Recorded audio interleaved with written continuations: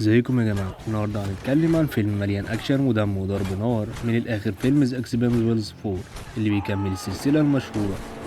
في الفيديو ده هنتكلم عن كل التفاصيل وهنعيش مع الفريق في كل لحظة من أول الفيلم لآخره. لو أنت من عشاق الأكشن يبقى استعد للفيلم ده لأنه هيشدك من أول ثانية، ويلا بينا.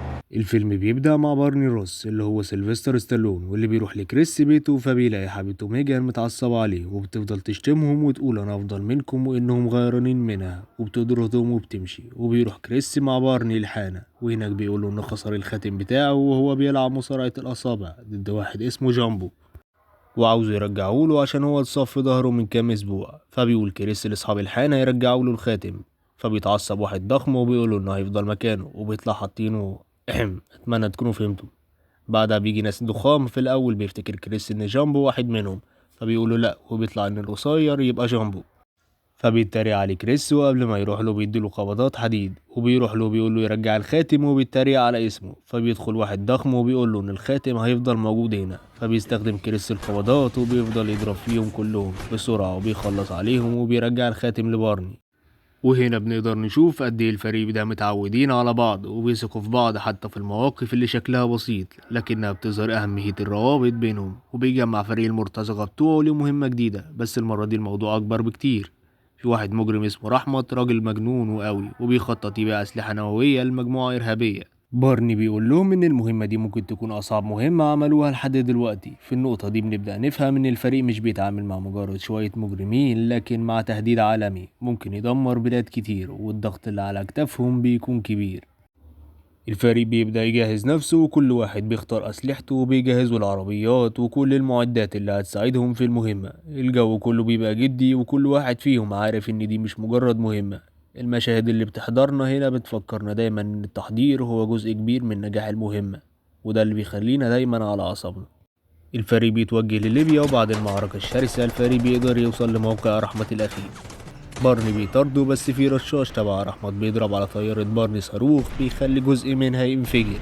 فبيقول بارني لكريس يكمل ورا رحمت ويمسكه، بس بيرفض وبيضرب الرشاش عشان ينقذه. بس لما رحمت بيوصل للطيارة بيطلع قناصة وبيضرب الطيارة فبتنفجر، وبيلاقوا جثته بالخاتم بتاعه. المشهد ده بيكون نقطة تحول في الفيلم، بنشوف فيه أول خسارة حقيقية، وهي اللي بتدفع باقي الأبطال للانتقام والشعور بالذنب. الكل بيبقى حزين على موته، وبالذات كريس. بتيجي حبيبة كريس عشان تواسيه، بس بيوصل مارش فبيسأله امتى هيروحوا ورا رحمت عشان ينتقموا. فبيقولوا انه خالف الأوامر وسط المهمة وضيع تضحية بارني، عشان كده مش هيروح معاهم، والكل بيلومه وإن حبيبته هي اللي هتقود المهمة. فبيتعصب وبيمشي وبياخد خاتم بارني وهو ماشي. هنا بنشوف كريس في أسوأ حالاته النفسية، ضغوط كتير وأحداث متتالية بتخليه مش قادر يتحمل أكتر. بيروح لبيته وبيبقى قاعد حزين ومتضايق. بيشوف إعلان شغل الحارس خاص، فبيروح، وهناك بيبقى اللي بيحميه واحد مشهور على اليوتيوب. وبيبان إنه عبيط قوي وبيطلب من كريس يمسك اليافطة بتاعته، بس بيرميها.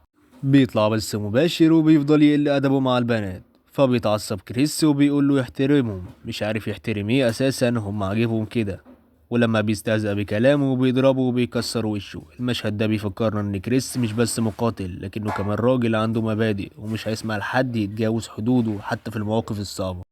بيرجع لبيت حبيبته وبيلاقي ملف، فبتقول له على اللي فيه وبيطلب منها تاخد السكينة دي معاها وتضرب رحمت بيها. هنا بنبدأ نشوف الجانب الشخصي من القصة، واللي بيدخل المشاعر الإنسانية في القصة الأكشنية، وده اللي بيخلي الفيلم مميز عن باقي الأفلام.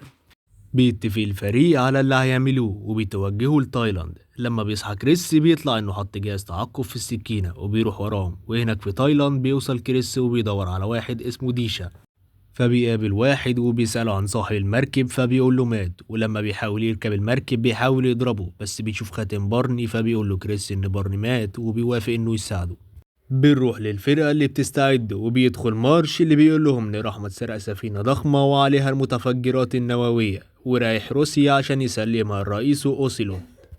فقري النسوية المنفوخ بينط مرة واحدة وتقول ممكن تكون بنت، مش عارف انا ايه المهم في كده، ما تقبضوا عليه وخلاص. بيقول مارش ان بسبب موت بارني اتفتح ملف سري في شخص كان شغال مع اوسلوت وهيعترف عليه، وبيجهزوا نفسهم. عند كريس بيقول لديشا ان بارني قال عليه انه سريع وقوي وانه ما شافش حد بقوته، فبيقول له انه وقف لانه مش عاوز يخسر نفسه. عند الفريق بيوصلوا المكان رحمت واللي شغالين معاه. بس بيطلع فخ وبيتقبض عليهم وبيحبسوهم. بيشكوا انه في حد منهم خاين وبيفضلوا يشككوا في بعض، وبيدخل رحمت وبياخد مارش وبيمشي. عند كريس بيرمي حبل على السفينة وبيقول لديشا يروح معاها بس بيرفض، فبيطلع هو والمشهد كله أكشن من البداية. كريس بيتسلل وبيبدأ يخلص على كل اللي قدامه. عند رحمت بيبتز الحكومة مقابل الفرقة بتاعتهم، عاوز الشاهد على أوسيلوت. هنا بنبدأ نشوف المطاردات على الأرض، كريس عمال يقتل في رجالة رحمت ويظهر مهارات عالية، وكل مشهد بيزيد من التوتر والأكشن. وبيدخل في مواجهات مباشرة مع رجالة رحمت، ورحمت بيلاحظ ده وبيبعت رجالة كتير وراه، بس بيهرب منهم وبيقتل في أكبر عدد منهم، بس بيحاصروه. فبيظهر ديشا وبيقتل فيهم وبيكون سريع جدا، وهو وكريس بيخلصوا على الباقي. بنرجع للفرقة اللي بتنجح تخرج، وفي نفس الوقت بيدخل كريس وديشا وما بيلاقوش حد. بنرجع للفرقة اللي هيتقبض عليهم تاني، بس بينقذهم كريس وبياخدهم عند القنبلة، وبيعرفوا ان رحمت عاوز يقوم حرب عالمية رابعة. بيبدأ الفريق يتحرك وبيخلصوا على أكبر عدد من رجالة رحمت، بس بتول بيتصاب وبينقذوا ديشا، وبيبدأ يواجه مساعد رحمت. في نفس الوقت تول بيقول للمزة بوسيل الجرح عشان أصحى، هو ده وقت محن، هو ده وقته. بيقدر ديشا بمساعدة المزة يهزموا مساعد رحمت. في نفس الوقت بيوصل الشاهد وبيطلع كريس لرحمت. هنا بتبدأ المعركة الكبيرة، رحمت بيكون مستعد ليهم وعامل فخاخ في المكان. المعركة دي بتكون حاسمة، والفريق بيدخل في مواجهة شرسة مع رحمت ورجالته. المواجهات بتكون صعبة، كل واحد في الفريق بيستعرض مهاراته في القتال، ولكريسماس بيبدأ يقاتل رحمت وجها لوجه. رحمت بيكون مقاتل عنيف ومهارته مش سهلة، بس كريس بيقدر يقتله وبيعرف ان مارش هو أوسيلوت. بعد المعركة الشرسة الفريق بيقدر يخرج من المركب، بس كريس بيقرر ان هو اللي هيغرق السفينة بنفسه عشان الانفجار. بيقدر يقلب السفينة وبيمنع أوسيلوت من الهروب، وفي اخر لحظة بيظهر بارني وبيقتل أوسيلوت وبينقذ كريس وبيفجر السفينة وبيغرقها بالكامل. وبيطلع انه قبل ما الطيارة تنفجر حط حد مكانه ونط منها. الفريق بيرجع بعد المهمة منهكين بس منتصرين. بارني بيشكر الفريق على شجاعتهم وتضحيتهم، وبيأكد انهم مش بس زملاء، دول عيلة. الفيلم بينتهي وهم متحمسين لأي مغامرة جديدة. ولحد هنا نكون خلصنا ملخصنا الفيلم ذا اكسبندبلز 4. فيلم جامد واكشن من الاول للاخر. ولو عجبكم الفيديو ما تنسوش تدوسوا لايك وتشتركوا في القناة عشان تشوفوا كل جديد، واستنونا في ملخص جديد لفيلم جديد. سلام.